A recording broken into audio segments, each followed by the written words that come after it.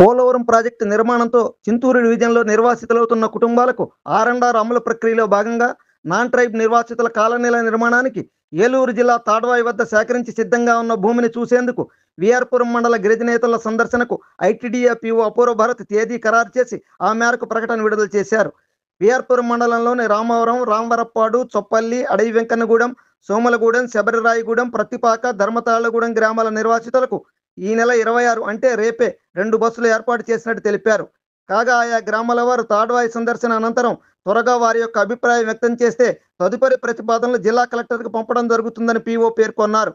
ఇలా ఉంటే కోనవరం, టేకులబారు గ్రామాల నాన్ ట్రైబ్ నిర్వాసితులు తాడ్వాయి సందర్శనకు త్వరలోనే బస్సులు ఏర్పాటు చేయడం జరుగుతుందని ప్రాజెక్టు అధికారి తన ప్రకటనలో వెల్లడించారు. అందరూ చూడండి, లైక్ చేయండి, షేర్ చేయండి, సబ్స్క్రైబ్ చేయడం మర్చిపోకండి.